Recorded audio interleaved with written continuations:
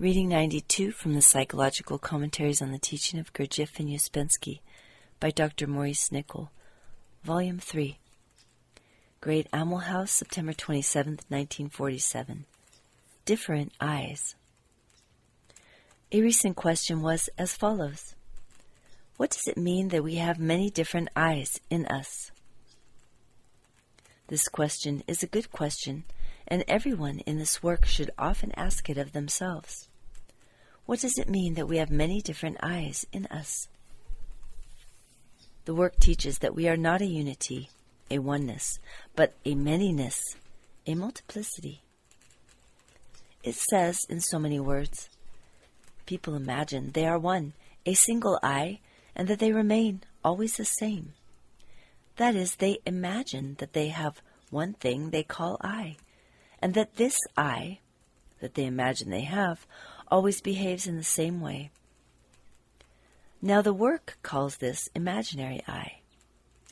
That is, people who imagine they have a real permanent I that always behaves in the same way actually have imaginary I.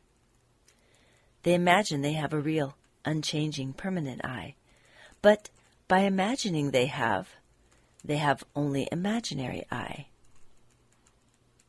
They imagine they have a real permanent I, but have not. In place of having a real permanent, unchanging I, they have imaginary I. And by clinging to this belief, they cannot ever attain to real I. Why is this?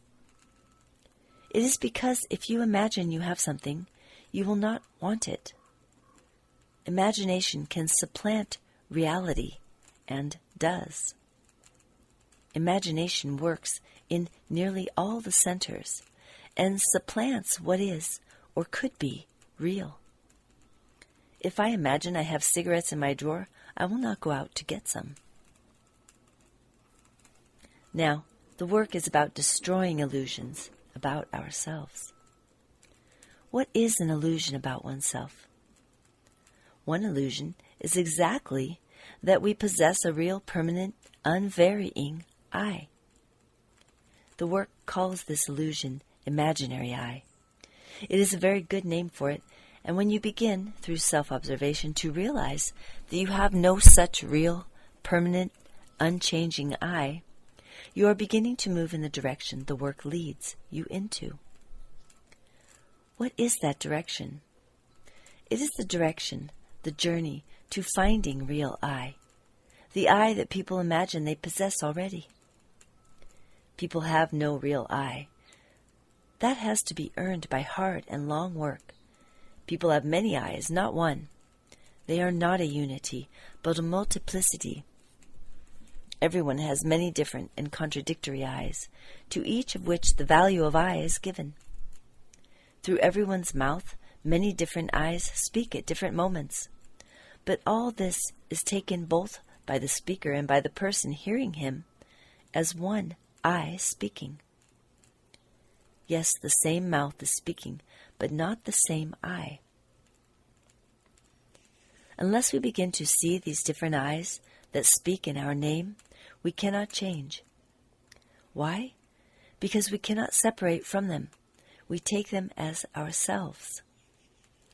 When, by self-observation, a man or woman begins to realize that he or she is not one real, permanent, unchanging I, but is many different I's, they begin to lose an illusion they have hitherto been under. That is, they begin to move inwardly towards real I. Real I has no illusions. Now, one I may promise something, but the next I, called up by circumstances, knows nothing of this promise or does not agree with it. All this you must observe and notice in yourselves.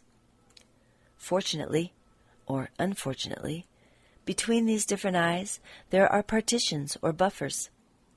These prevent us from seeing our contradictions. The work says if a man had not these buffers, if these buffers were destroyed suddenly, he would go mad. Why would he go mad? He would go mad because he would become conscious of all his contradictions. To begin to understand all this, it is necessary to be able to observe for yourself, not because you have been told on the blackboard, that you are not one I, but many different I's that take charge of you at different moments and that are often quite contradictory. Now try to discuss this work teaching of different I's and try to give examples based on real self-observation. Kindly, do not begin to ask what real I is. Begin with the plain fact that you have not got it, but in place of it you have many different I's, to all of which you say I, thus having only imaginary I.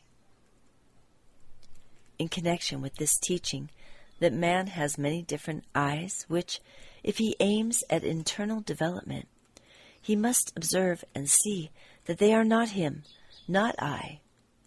The work compares man mechanical, man asleep, to a house in disorder. The house is full of servants, but there is no master. Each of the servants uses the telephone and speaks in the name of the master. Such is the inner state of man.